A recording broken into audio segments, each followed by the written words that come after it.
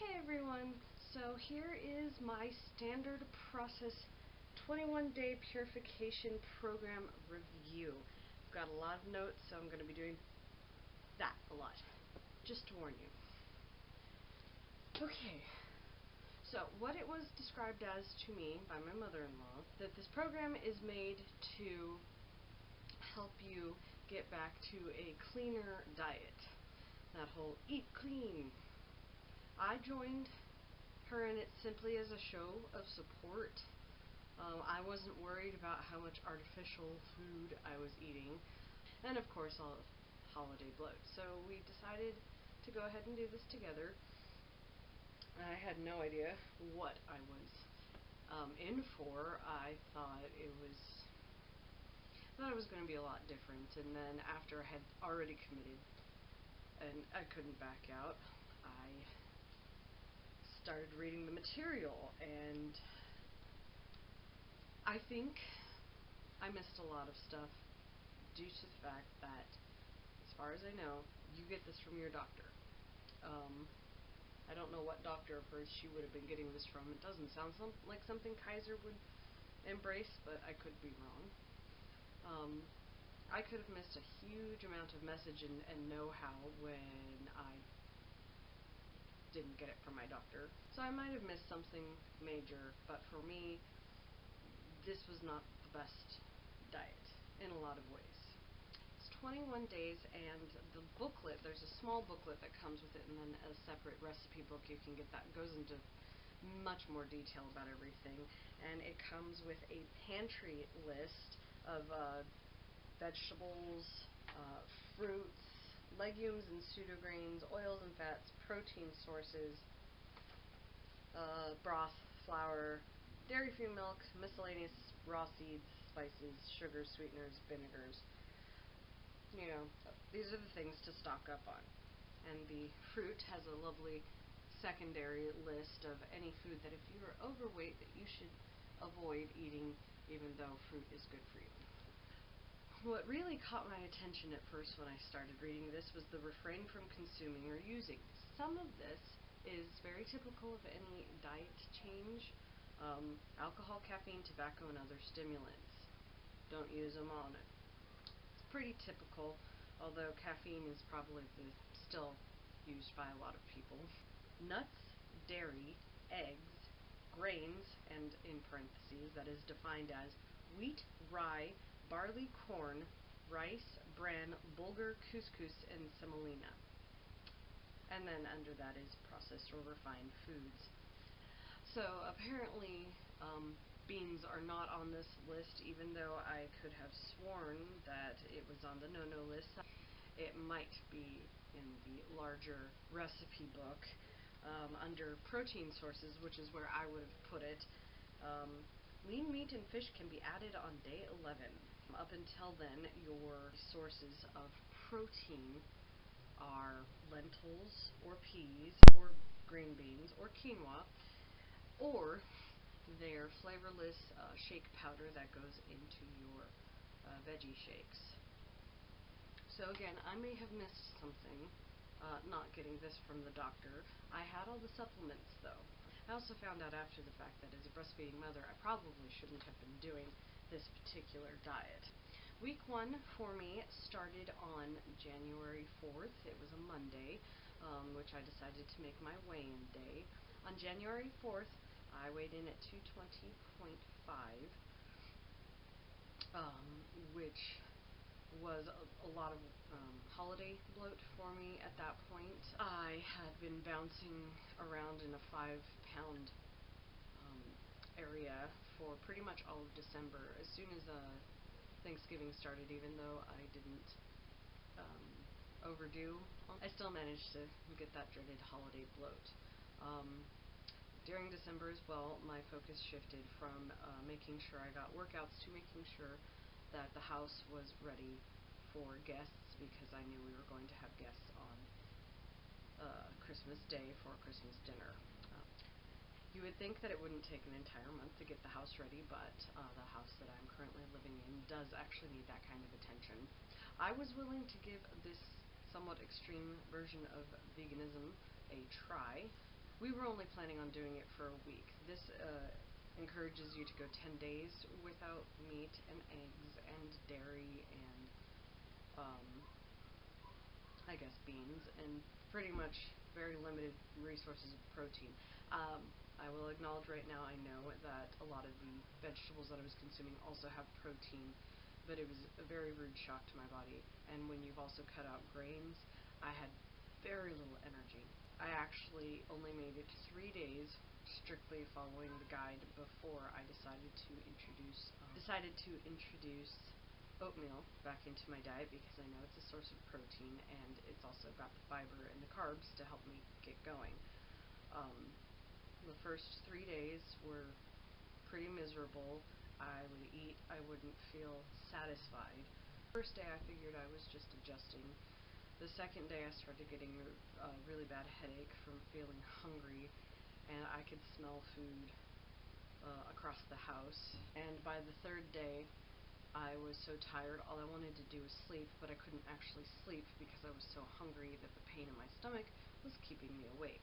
So I made the decision to have half a cup of oatmeal, half cup dry. I have not made it with milk in 2 or 3 years at this point. I don't actually care for the way that tastes. And I drizzled some coconut oil on that, and I immediately started feeling better,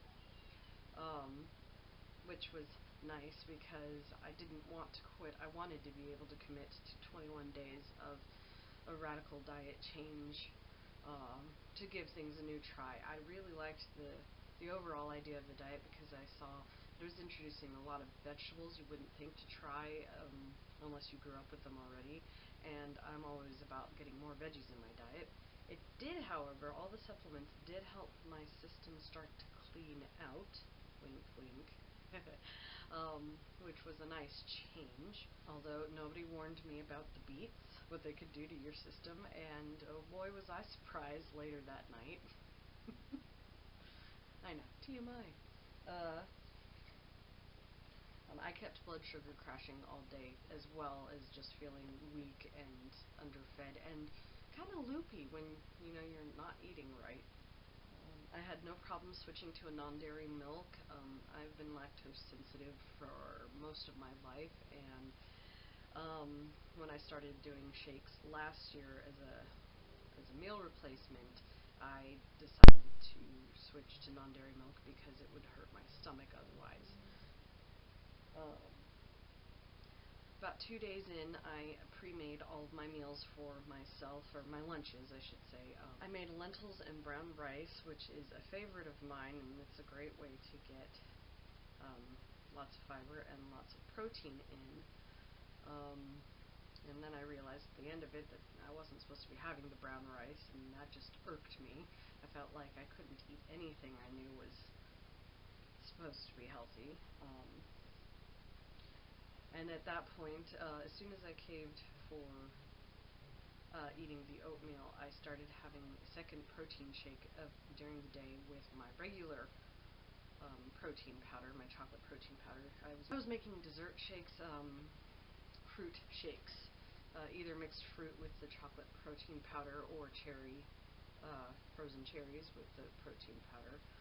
And they were very tasty, and they definitely helped me feel like a person again. I could tell pretty much from the beginning that I needed to not run as part of my exercise regime, at least the first week, because I knew that I was underfed and I'd be hurting my body a lot. I still exercised. I did my weight routine instead because that I could go easy on myself with, but still get moving. And when my mother-in-law and I stocked up for our first week doing this, the store we went to did not have unsweetened coconut milk, and so we just got the original, and that actually tasted really good. I hadn't tried it before. I always went for the unsweetened. When I switched over to unsweetened, because I was like, extra calories, it's just extra sugar, it's not anything, I don't think I was missing anything critical by switching to the unsweetened, but it did things started tasting a little off to me, a little less sweet, a little less a little less satisfying. And even though I added things back in that according to their literature I shouldn't have been eating for several days or the entire period, I still did try to remain true. Another thing that I realized while I did during the first week is how much I snack when I cook for other people, and or how much I'd started snacking throughout the day, which that really helped break that habit for me again, because I really, really wanted to remain as true as possible without killing myself. I ended up loving the beet carrot shake that they have listed. It's actually from the first day, first vegetable. Maybe the beets I got were really big, but it turned into such a huge drink. It takes me 40 minutes to drink it because it's huge. But it tastes great. It does not taste bleh.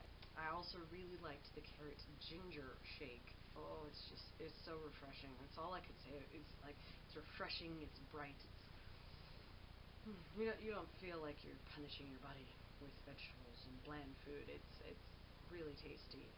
I tried the Brussels sprouts shake option, and I couldn't stomach it. I don't think it was actually the Brussels sprouts part of that. It also called for spinach leaves, and I have noticed that anytime I try to make a healthy shake of some sort with spinach, that my stomach gets upset and I burp up spinach for about 12 hours afterwards. So I'm thinking raw spinach may not be so kosher for my body. At the end of the first 7-day period of end of week 1, which was a Sunday, I had lost 6.4 pounds, which I felt fantastic, even though I knew it was mostly the holiday bloat that I'd been fighting for a month.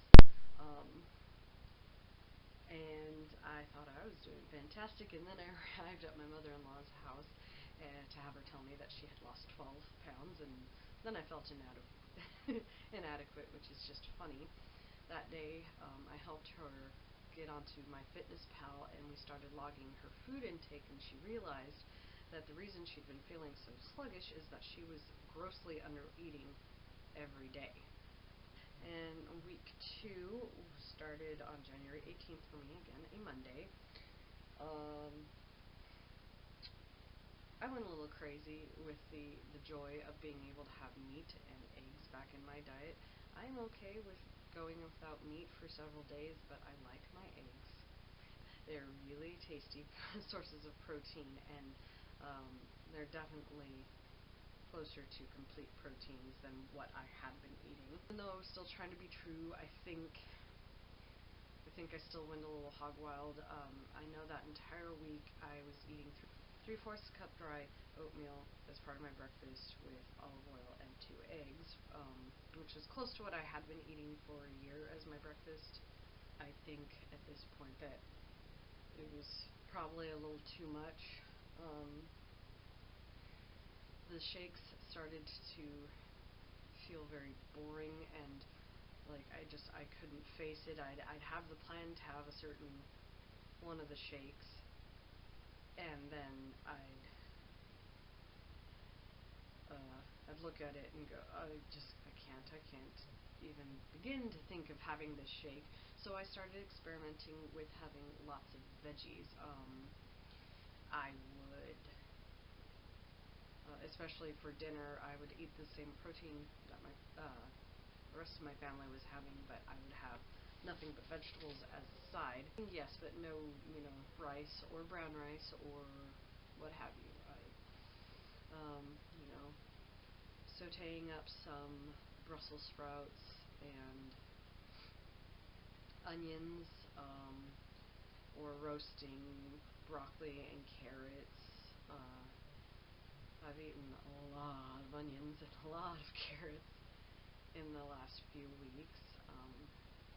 Week 2, I was at a loss for what to do with lunches. Again, a lot of vegetables, including something that I absolutely love, which is sweet potato hash. I just love sweet potatoes. They're like one of my favorite discoveries of the last few months. Decided to give it a go and try it. I ran out of one of the supplements that I was supposed to be taking. And I was very unsure, according to the literature, if I was supposed to be taking it the entire time or if it was just the first week. But after that, my system slowed back down, and I'm a little sad about that still. It was nice to be regular for once. But I started really experimenting with just different ways of getting veggies in my diet and different protein sources without me wanting to go, oh God, not this again. And that week, I ended up only losing 1.8 pounds. I say only, I know that's still a nice loss. And I think a lot of it had to do with I started overdoing, and my body just kind of hung onto it. I introduced running back into my exercises that week because I felt like I had the energy, and it was nice to not feel like I was going to. And week 3 started on the 18th. I was looking at the wrong dates on my notes right here. I had decided to scale back and get back to what I should have done for the second week, which was still focusing more on. I really felt like I had overdone it somehow in the second week, so I wanted it to be closer to what the first week was, but with the addition of egg and meat back in my diet. I still couldn't look shakes in the face a lot. Instead of having 2 different shakes a day, I was having one shake pretty much every other day, because every time I thought, okay, I'll do this again, I got to it, and I was like, no, I'll find something else to do. I had meal prepped my lunches again, and I had made a kale soup that was part of the Standard Process Purification diet. It was in their book, and it was good. I made a couple substitutions just because of what I had on hand, and I overdid it majorly with the red pepper flakes that I was using to substitute an actual pepper, dried pepper that was supposed to go in. And so I ended up trying to find various ways to help cool that fire, and I never actually did. I tried, but I never actually did, so it was super spicy. That was for week 3. Again, still just tried to stay true to everything the literature said, and tried to stay away from a lot of stuff. And I did. I mostly did. Oh, no, I know one instance. On the 24th, I weighed in at 210.3, which was 10.2 down from my initial weight. As of the 25th, I had dropped to a full. I had dropped another pound for a total weight loss of 11.3 in the 21-day period. Overall, I'm really pleased with those results, and I plan on continuing to try to eat this way. I think I finally found a happy medium with my body. I'm no longer going to be avoiding beans. I'm still gonna, like I said, keep it to what I more or less have been eating, but I'm no longer gonna feel guilty about eating something I know isn't strictly this diet. One instance during the 3rd week actually caught my attention when it came to not staying greatly true to the diet. It was one day I was attempting to find something to help curb the heat of the kale soup, where I woke up the next morning to find a note from the Standard Process Company on my food blog picture that I had put on my Instagram. If I can find it. Yes. I had made plain whole grain toast, no butter, and then I put 2 slices of Munster cheese, one on either. And this was, again, merely a way to attempt to get the heat down, because it was so spicy. It wasn't a build a burn. It was as soon as it touched your tongue, your mouth was on fire, and, tears in the nose going. And I woke up the next morning to find this message from Standard Process. Hello, please work closely with the healthcare professional who provided you with the cleanse to make sure you are getting the right foods and nutrients. Bread, for example, is usually omitted as some have sensitivities. Like, there's literally a thumbs up at me. And I was amused and flabbergasted, mostly just amused that they took the time to more or less shake their finger at me